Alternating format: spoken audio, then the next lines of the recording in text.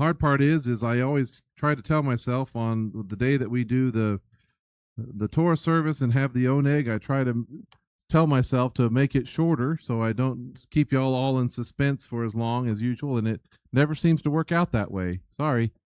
I don't know what happens. But here we are. We're in, last week I had made the point that it's never a good time to reject Israel or the Jewish people, because God has not and will never reject his people, because nothing that they are doing, even in today's world, has caught him by surprise. He knew everything that the Jewish people were ever going to do before he ever called Abraham. So those who think that today is somehow different, that's not the way it is. In Romans 11, he says, I say then, God has not rejected his people, has he? He says, may it never be, but by no means. For I too am an Israelite of the seed of Abraham, of the tribe of Benjamin. God has not rejected his people, whom he knew beforehand. Again, nothing about what's happening today surprises him or catches him off guard. Paul, he goes through all these other moments in Israel's history that would qualify just as well as today. And so while not every single Jewish person is delivered, this remnant will always survive, because Adonai will not break his promise or his covenant. As Hebrews talks about, he swore by the greatest thing possible. He swore by himself, right? He says, now when God made his promise to Abraham, since he could swear by no one greater, he swore by himself, saying, surely I will bless you, and surely I will multiply you. Verse 17, he says, in the same way God, determining to point out more clearly to the heirs of the promise the unchanging nature of his purpose, guaranteed it with an oath.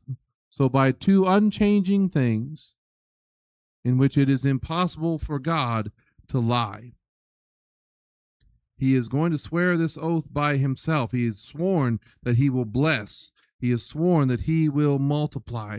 And even in that moment in that first century, in rejecting Yeshua as Messiah, they did not stumble so far as to fall out of God's purpose or his plan or his promise. Rather, even in this, the Father, the covenant maker, the covenant keeper, extended his promise and his grace. It was able to go out even farther. Right? Romans 11:11 says, I say then, they did not stumble so as to fall, did they? He says, may it never be. But by their false step, salvation has come to the Gentiles to provoke Israel to jealousy. Salvation, because of this bad thing, this rejection, salvation, this good thing is able to result.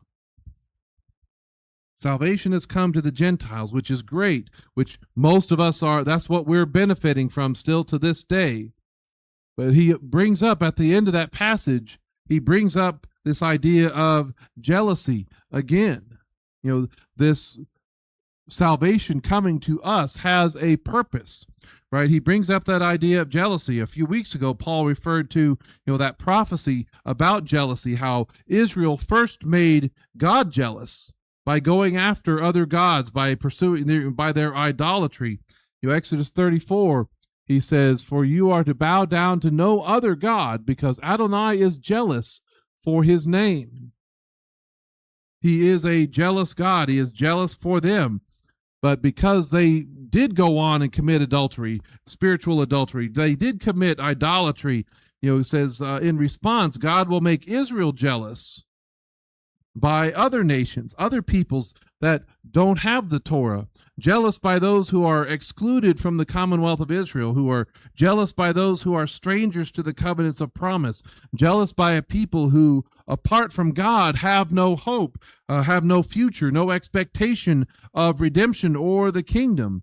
So Paul quotes from Deuteronomy. He says, they made me jealous with a non-God. They vexed me with these airy or these wispy or these ghostly type of idols. And so I will make them jealous with a non-people. With a foolish nation, I will vex them. That's part of his prophecy, what he said is going to happen. That's what he's quoting in Romans 10.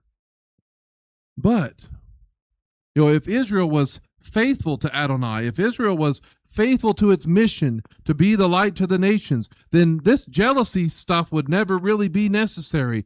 Because the nations were supposed to be coming to Israel from the beginning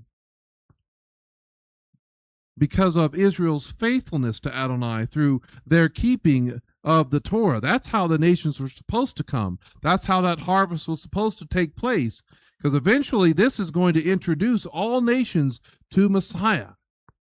And this mission is not impossible, but it has to be fulfilled properly and in order. He is a God of order.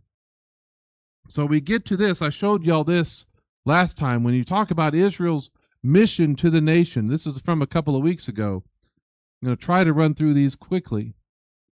Israel's mission occurs when Israel is redeemed and they receive the Torah at Mount Sinai, when they're redeemed from Egypt, when they pass through the waters of the Red Sea and receive God's Torah at Mount Sinai, his instructions that set them apart, that make them holy from all the other nations. And it says they agreed to do and obey that everything that God had commanded. And that covenant, you'll remember, was not just with those who were standing there in that particular moment, but it also included all of those from the future. All of those generations that were to come. He says, not with you alone am I cutting this covenant or in this oath, but with whomever is standing here with us today before Adonai our God, and with whomever is not here with us today. So it's going forward, it's projecting forward that even those future generations, those future peoples will be held accountable to this moment, to this oath. They'll be saying this and agreeing to this with you. And if all of those future generations, if they truly lived out the ways of God, if they implemented the Torah in Israel's government with God as their king, Messiah on the throne, with Torah in their institutions, their education system, their homes, they were going to be, this is the ideal, they would be the faithful light to the nations. And the nations, by God's design and plan, were supposed to see this faithful light, this culture, that they would see the heart of God in Israel. They would see that God is their king. They would want that king for themselves. The nations would be made jealous for Israel, right? The nations would want what Israel has.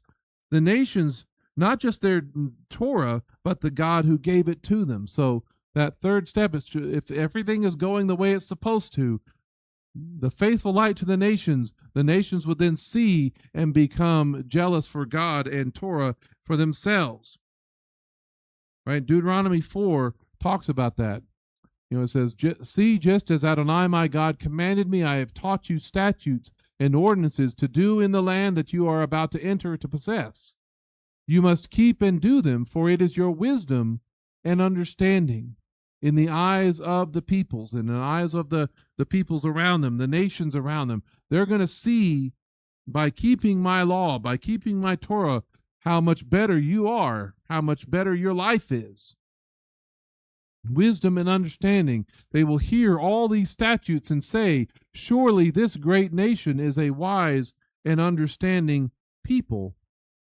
For what great nation is there that has God so near to them as Adonai our God is whenever we call on him? What great nation is there that has statutes and ordinances that are righteous, like all of this Torah that I'm setting before you today?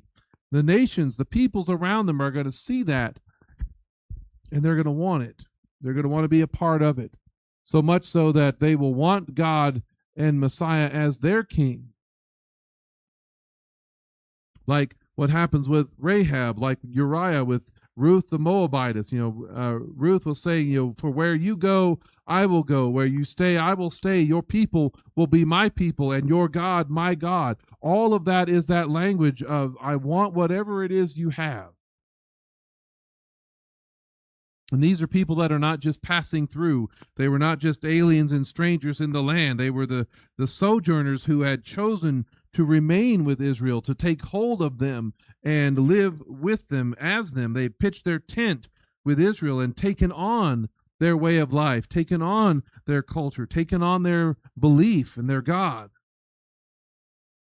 Rahab never, no longer lived as a citizen of Jericho. She didn't worship the gods that she had back behind the walls.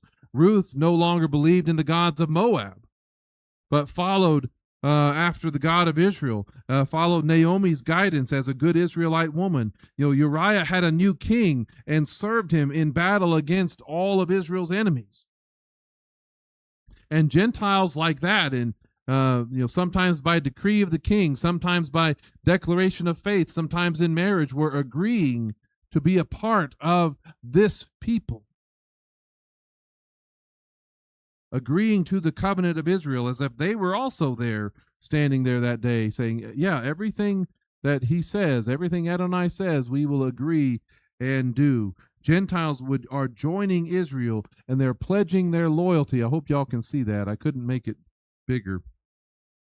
They're joining Israel and pledging their loyalty. And they are receiving the Torah.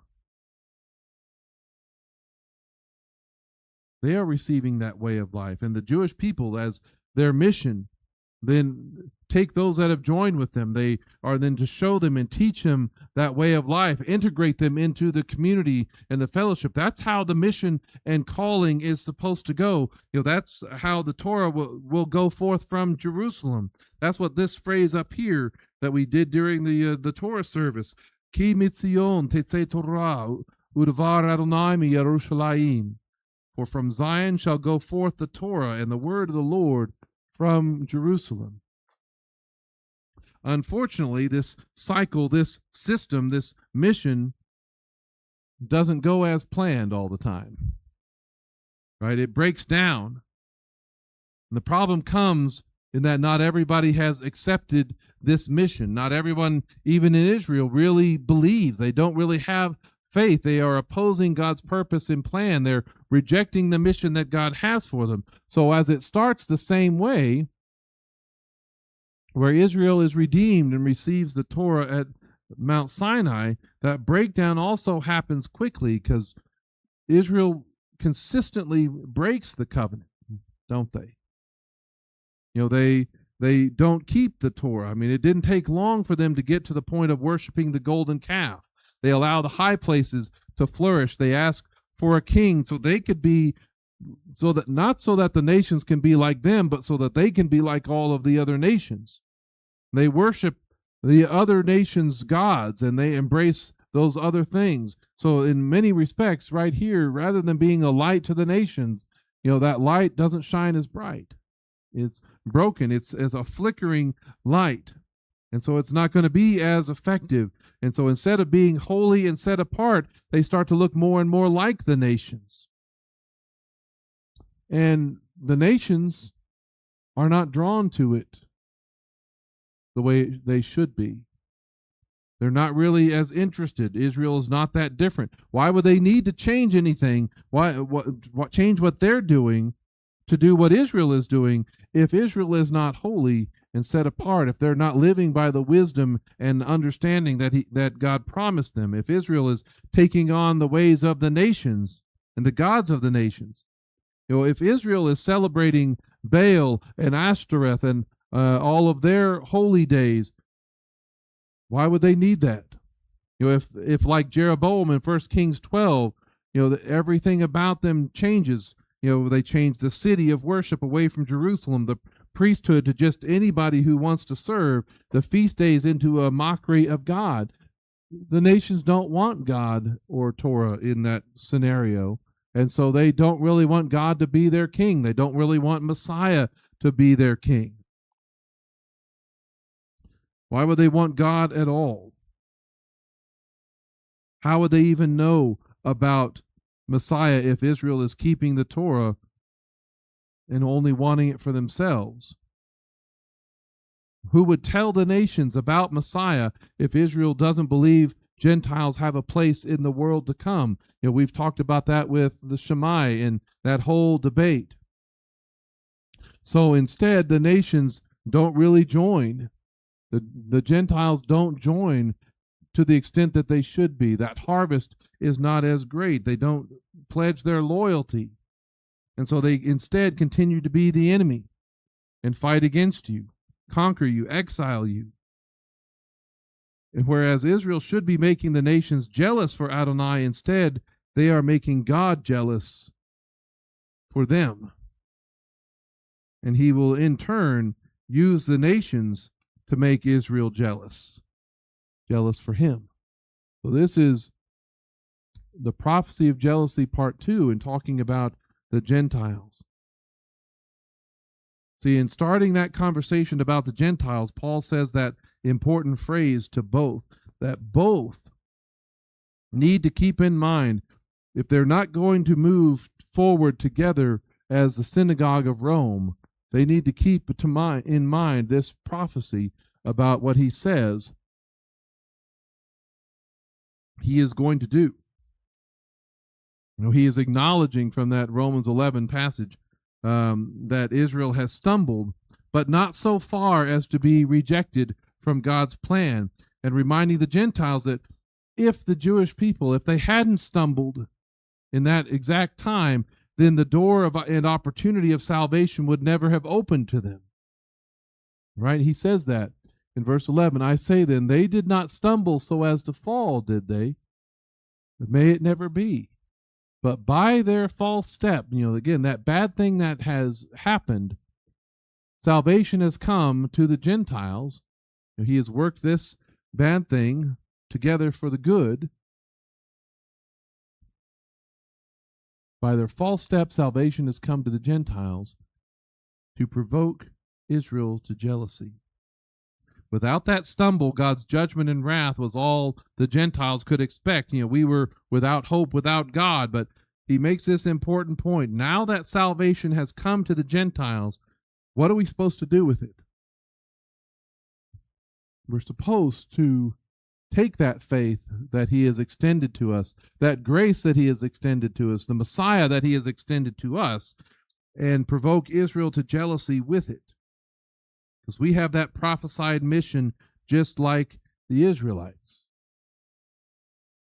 That word provoke is parazaleo, to provoke to jealousy or even rivalry. This is like in college football, if you wear the other team's colors to their side of the stadium, how well are you received over there? Right? Yeah, you usually get treated a little more negatively. Let's put it nicely, right? Y'all have never had anything thrown at you at a football game, have you? No, I have. Let me tell you, I've had lots of things thrown at me. But to provoke to jealousy or rivalry, to provoke even to anger, that they're mad about it. It comes from this word zoleo, to burn with zeal, and it's talking about like boiling water. Is that kind of that furious of what happens when the water gets at a full boil, a boil with envy, hatred, even anger. In humanity, I shared about this a few weeks ago. It's caused, by adultery in your spouse or something else like that. It gets you very angry and mad. But in God, it's caused by idolatry, which is spiritual adultery in his people. Only other place that this word is used besides here in Romans 11 is 1 Corinthians 10. When Paul is talking about, again, idolatry, it's in the context of the temple sacrifices, things like the Passover and the king's table, and participating in those things while also participating in the things of the demonic world, or of the other nations, of the sacrifices that go on in other temples. We can't essentially play both sides of the fence. We cannot mix the faiths together. He says, consider physical Israel. Those who eat the sacrifices, aren't they partners in the altar? What am I saying then? That an idol sacrifice is anything? Or that an idol is anything? He knows that they're all false. He says, no, I'm saying that what the pagan sacrifice is to demons and not to God. And I don't want you to become partners with demons. You cannot drink the cup of the Lord and the cup of demons. Don't mix these things together. Don't play both sides of the fence. You cannot partake of the table of the Lord, and that's really talking about Passover and the table of demons. You cannot experience the freedom of redemption that he provides for you by the blood of the Lamb and then go back into the dominion of darkness and the kingdom of darkness. Or do we provoke the Lord to jealousy? Again, that's that word. He is jealous for us when we sin against him. So then how do we as Gentiles make Israel jealous? How do we make them envious, feel like we are a rival for God's affection, or even angry? They're not jealous or envious of us like someone might be envious of having a better car or a better house, but zealous, even angry at the relationship that we have with the bridegroom, with the Messiah, that they don't. Like as a husband or a wife, you should react with a righteous sense of jealousy if you see somebody flirting with your spouse. How many would that make you angry if you see somebody trying to do that when right in front of you? It should. We have something with God that should be theirs, that they have the right to. Something about the Gentiles' relationship and walk of faith with Yeshua makes the Jewish people zealous for their own God, for their own relationship with God, makes them protective of it and wanting to take their own more seriously. This jealousy is supposed to awaken or revive a fire of passion in them for their own walk with God. But most of us believers in our century, whether Jew or Gentile, we kind of shy away from this. We don't seem to want to make Israel jealous like what this word actually means. We don't want to do anything to make them upset. We don't want to do anything that might be considered offensive. It's like we're really nervous to take up that mission, unwilling to take up that mission, even though this mission was prophesied, all the way back in Deuteronomy. We don't want to offend. We're careful not to step on any toes. We don't want to make anybody upset or angry in any way and make them act or respond like they would be zealous or protective or who wants what's rightfully theirs. And in going to the conference this week, so I heard several people use this phrase, provoking Israel to jealousy. Remember, did you hear a couple of times? Sometimes from a stage or a speaker, sometimes just in conversation. I heard it a couple times. They talked about it. What's interesting is they always talked about it in the abstract. They always talked about it as the idea of making them jealous, but they never defined what that means or what that looks like. They never specified what that means. How do we do that? How do we make Israel jealous? What about the faith of the Gentiles who believe in Messiah Yeshua will make the unbelieving Jews angry enough to drive them to taking their own faith more seriously? It was said at the conference that many to most of the Jewish people, at least here in America today, they don't necessarily practice their faith on a daily basis. They're like a lot of those in most churches, right? Most are, to some degree, are secular. They see their Jewishness as an identity, as a culture, rather than a living faith. That's sadly the mark of it.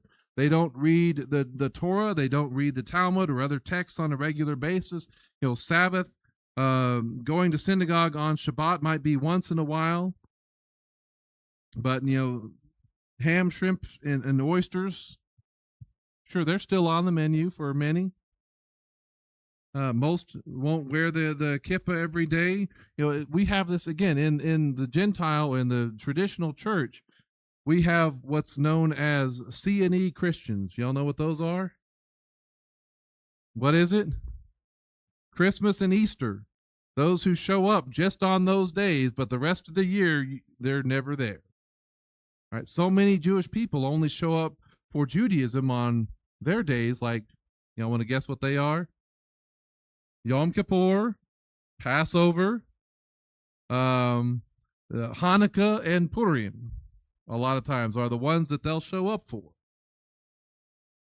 Right? So they have the same issues of seriousness of faith that we do, that traditional Christianity does. How do we make these people want to take their Jewishness not just as an identity, but in faith in the God of Abraham, Isaac, and Jacob? How do we do that to make that more serious? Even become protective of it? And I wanted to say this because, just so you know, it doesn't bother me a bit for a Jewish person to take their faith in Judaism more seriously, unlike Islam or Mormonism or Hinduism or atheism.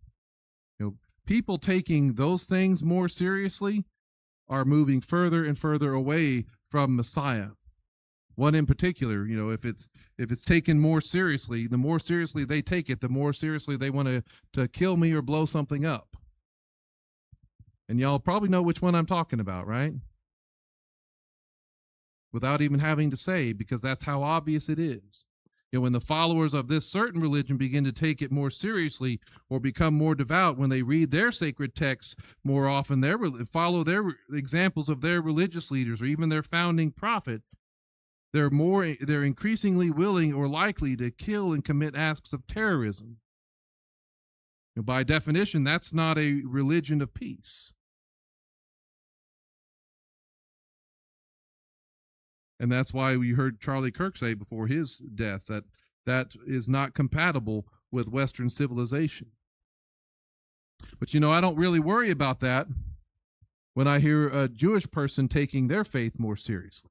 I'll have a totally different reaction to someone on the streets shouting Shema Yisrael versus Allahu Akbar. I'm going to react very differently to that. A Jewish person taking their faith more seriously by reading the Torah, by keeping Shabbat, by participating and studying in the feasts, get closer to Messiah, not farther away from him, unlike all of the others.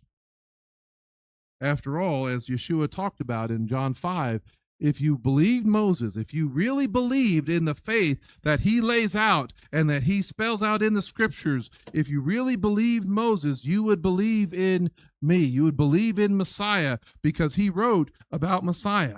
Every page of the Tanakh, of the Old Testament, can point someone to Messiah Yeshua. Even Yeshua himself said that. Hello, why is that in there? Luke 24, this is after the resurrection. He said, beginning with Moses and all the prophets, he explained to them the things written about himself in all of the scriptures. If they take their faith more seriously, they should be taking him more seriously. Paul said in Romans 10:4, that Messiah is the goal of the Torah. Rabbinic teachers, even to this day, say that the world was created for Messiah. So again, Gentile believers are to make them jealous for their own relationship with God, because that's one more step closer to believing Messiah. We don't want to make them envious of what we have necessarily. Envy is desiring something that doesn't really belong to you, that you have no claim to. Instead, we want to make them jealous for what is rightfully supposed to be theirs. The problem is that we've done a terrible job of making them jealous over the centuries.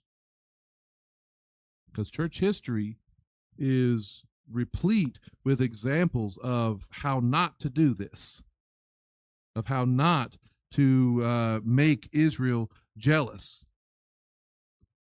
Think about that. How not to make Israel jealous. And this could be, we could be here the rest of the day with examples of what that means and what that looks like. But you're not going to make Israel jealous if you're going to blame the Jews for killing Jesus and exonerating the Romans. Right? You're not going to make Israel jealous if you celebrate the destruction of the temple as God's judgment and think, man, that's a great day that happened. You're not going to make Israel jealous by calling the Jewish people the synagogue of Satan. I've heard all of these in the last year. Anybody else? You're not going to make them jealous by persecuting or killing them in the name of Christ, which happens. You're not going to make them jealous by siding with Israel's enemies. You're not going to make them jealous by never reading or studying or learning about the Old Testament. You're not going to make them jealous by abandoning the Torah or calling the Torah a burden, a curse, or claiming that you're free from the law. You're not going to make them jealous by only reading the New Testament. You're not going to make them jealous by separating faith in Christ from any reminders of Jewish practice, such as like changing the day of worship or the day of gathering, or inventing new and different holidays and discarding the old ones, or about no longer caring for what happens over there in that land or in Jerusalem. You're not going to make them jealous by becoming anti-Semitic or anti-Jewish, or by embracing that replacement theology stuff. If you embrace, again, things that I've heard within the last year, that the idea that Jews today are not real Jews, or that modern Israel has no prophetic significance, or you embrace, eating anything and everything by saying Jesus gave you permission. Because when you do that, you make Jesus look and act and live like a Gentile, where you're removing his Jewish identity. I shared this picture last week. All right, this is a picture of Joseph in Egypt as head of Egypt, with his brothers in the background. What's the thing that happened in that moment where his brothers able to recognize him? Why not? Because he looked like an Egyptian. He spoke like an Egyptian. Everything about Joseph, even though he was Jewish, even though he was an Israelite, even though he was of the tribes, even though he was their brother, they had no clue that was him, because nothing about him in that moment reminded them of them. We have made Yeshua, we had made Jesus look like Joseph in Egypt, rather than Joseph, their brother. Remember, the door opened up for us as Gentiles because the leadership of the Jewish people in the temple did not recognize the time of Messiah's appearing. Only a small number, only a remnant of them really did. The majority rejected him. So this is how this went. This is a picture of what happened that Paul's talking about. Israel's leadership rejects Messiah Yeshua. And so that opens the door for the Gentiles to embrace Messiah.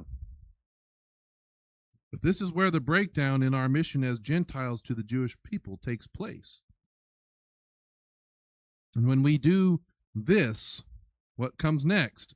Our ability to make Israel jealous is significantly damaged. It demonstrates that we have rejected our mission as Gentiles, as Gentile believers, because when we have this moment, when we embrace Messiah Yeshua, unfortunately, what you saw early on in the late first century, in the second century, in the centuries after that, leading up to the councils and all those other things, the Gentiles were increasingly rejecting the Jewish people. They were rejecting the Torah of God. It didn't take long. Even 3 John refers to a man named Diotrephes who was trying to kick all the Jewish believers out and not welcome them in. You had Marcion in the 140s who was trying to remove all reference to the Jewish stuff in the New Testament. He actually cut out the majority of the New Testament. So there was this, when the Gentiles reject the Jewish people, when they reject the Torah of God, they cannot make the Jewish people jealous. Israel is not made jealous when we do that. That outcome should not come as a surprise to anybody. It's predictable. It's inevitable. And so the pattern goes right back to the beginning that Israel continues to reject Messiah Yeshua. That's the cycle. As long as the Gentiles reject the Jewish people in the Torah, then Israel is going to continue to reject Messiah. And the thing is, though, that this cycle is not going to remain on an endless loop. There's going to come a point, a generation, when the Gentile believers have so abandoned their mission and calling, so misunderstood the scriptures, that they're not even going to be able to convince other Gentiles to get in on this.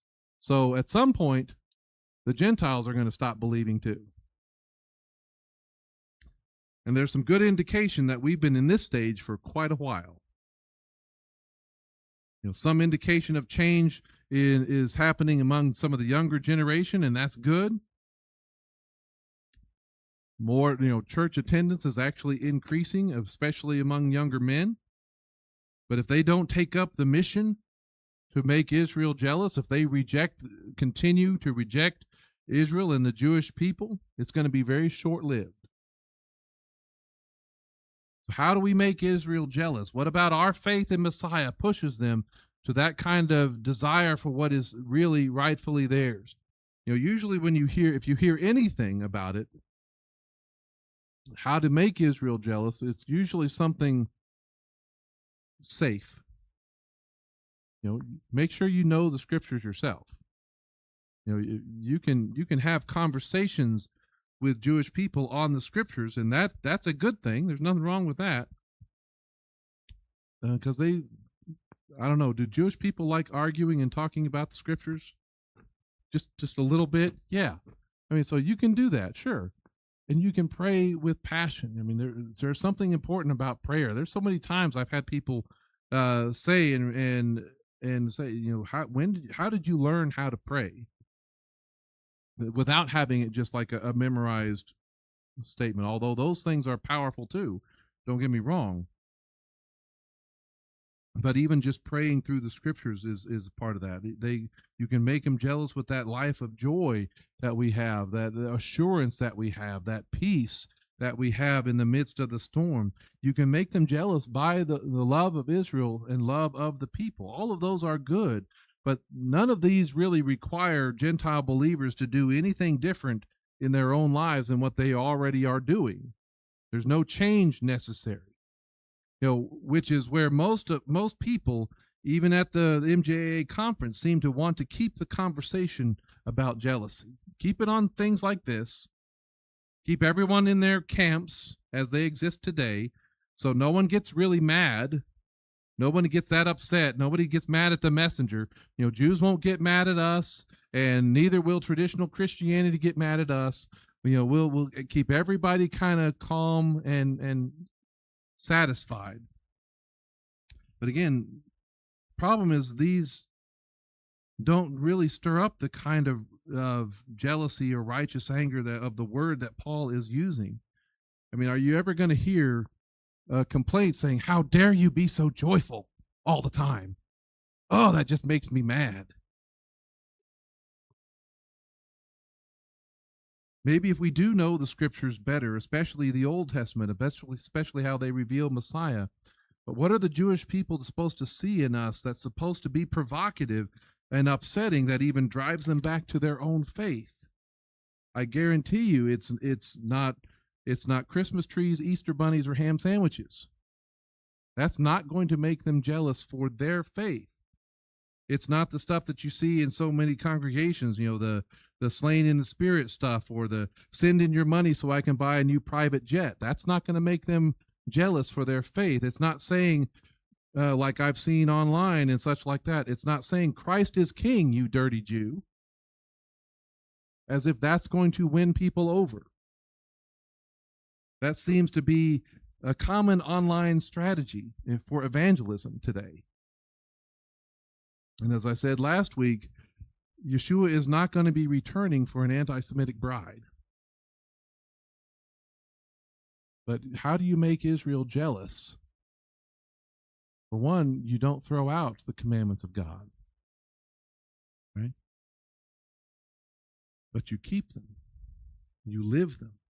You reject the theologies that reject Israel and the Jewish people. You You make Jesus a keeper of the Torah and a great man, even the greatest in the kingdom. That's how Yeshua identified things in Matthew 5, the passage that we also like to talk about.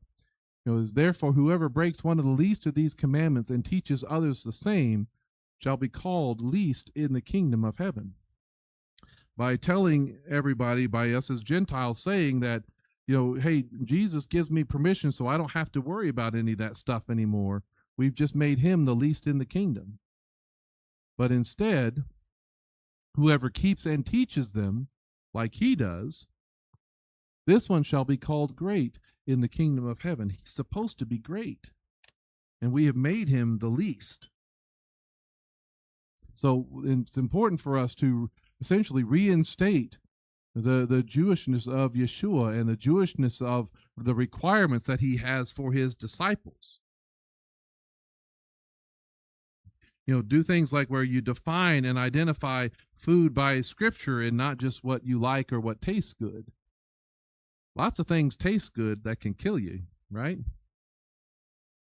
You remember the Shabbat, that where you're meeting with God on the same day, that they recognize that, hey, you're trying to separate from the way everybody else does it, just like we are. That's keeping the feast days that point the Jewish people to Messiah, even the ones that they've forgotten or don't celebrate all the time every year. But we keep the feast days with them so they see that we are close to them at least. If we're doing our own calendar, if we're doing our own days, then they'll never see us as part of them, and we'll never be able to make them jealous. How we have a love for the fathers, Abraham, Isaac, and Jacob. We have an understanding of the plan and purpose of God in the covenants. And we recognize the Torah is our standard for faith and conduct. These are all things that will improve the chances of making Israel jealous. Embracing the people and the nation. Share the saying, the singing, the glory of the Shema, the blessings, the Vehavta, like we were doing. Live and operate in a way that makes them think that you are one of them. Y'all seen that movie Spartacus? Y'all know how that one ends? We were thinking about that this weekend, the way things were talked about. Even in here, most of us know if we have a Jewish background or not. We know who is Jewish and who isn't. I don't pretend to be, don't claim to be, and I try not to hide that, so I don't want you to think that I am. So in here, we know who we are and who is who. But I don't want anybody out there to be able to tell the difference. It doesn't bother me a bit if they get confused out there. And the one reason, the way I put it, or when we were thinking about it, talking about it, is, we were in seminary in like 1998 when there was a church shooting at Wedgwood Baptist Church in Fort Worth. We lost a classmate of ours. And there's been other church shootings over the years. There's been shootings at various synagogues and all the other kind of things, right? But if somebody were to, we've taken security measures. We got people by the door. We locked this one. We understandably take measures to protect everybody in here. But if somebody ever came in with ill intentions, I don't want them to be able to pick out who's the Jew and who's not among us. That makes sense? I want them to look at us and say, well, wait a minute, which one of you guys is the Jew? Because that's the one I'm trying to target. That's that whole scene at the end of Spartacus, right? Where it's like they were coming to arrest him and execute him. And it was Michael Douglas, wasn't that his character? He stands up at the end and tries to identify himself. I am Kirk Douglas.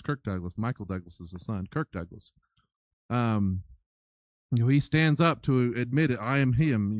I'm the one you want. He's like, if you'll spare everybody else, you can have me. And then what happened? Y'all remember? The guy next to him stood up and said, no, that's not Spartacus. I'm Spartacus. And then somebody else stood up And then a few minutes later, everybody stood up. That's how we make them jealous. That when those times and those moments come, we stand with them to where we will be with them in those moments. Live and operate in that way, in that field. And then, of course, most important, love Yeshua and anticipate his coming. And I'm going to try to wrap this up quick, because let me show you how this is supposed to go if we actually do this, right? Israel's leadership rejects Messiah Yeshua. The door is opened up to us. Gentiles embrace Messiah Yeshua. The next step is, rather than rejecting the Jewish people and rejecting the Torah, the mission is supposed to go that Gentiles begin living the Torah and God's ways and loving his people. And so from that, Israel gets jealous for their God. Right? That's the way it's supposed to go. And then from that, because of that jealousy, because they're taking their own faith more seriously, because they're trying to find out, so maybe they can refute some of the things that are being said by all these crazy Gentiles that are wanting to join, then more and more are going to embrace Messiah Yeshua. That's the way it's supposed to go, right? Romans 11:12.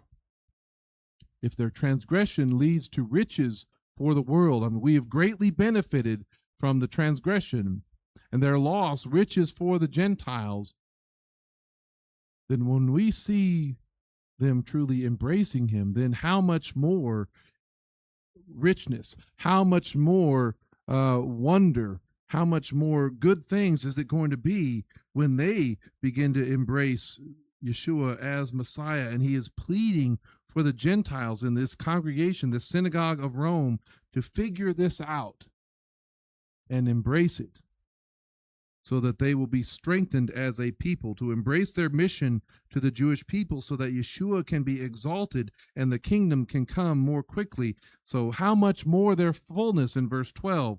It goes on in verse 13. I'm speaking to you, you who are Gentiles. I'm talking to you now. Insofar as I am an emissary to the Gentiles, to the nations, just like Jeremiah. So I spotlight my ministry. I'm focusing my memory, my ministry on you so you can understand this. If somehow, by doing this, by going to you, by proclaiming Messiah to you, I might provoke to jealousy my own flesh and blood and save some of them, save more of them. He says in verse 15, for if their rejection leads to the reconciliation of the world, what will their acceptance be but life from the dead? What will that's the richness that he's talking about. When that cycle is completed, when the Gentiles embrace Messiah, when the Gentiles love the Torah, love the Jewish people, when the Israel is jealous for their God and then embrace Messiah Yeshua, that's life from the dead. That's the way it's supposed to happen. That's the kingdom coming in power and glory. And if God can work all things together for the good of those who love God and are called according to his purpose, including even using the Jewish rejection of Messiah there in the first century, then imagine what he can do and what he will do when both Jew and Gentile fully recognize and fully embrace Yeshua together, when we come together and are both able to even say, Baruch haba b'shem ADONAI, blessed is he who comes in the name of the Lord. Amen. Come, Lord Yeshua, come quickly. That's when, the dry bones come to life. That's when the dead in Messiah rise first. That's when the shofar sounds and the voice of the archangel is heard. That's life from the dead. That's what is going to happen in our future. And I'd like that to come sooner rather than later, wouldn't you? Amen. Let's pray for that. Father, we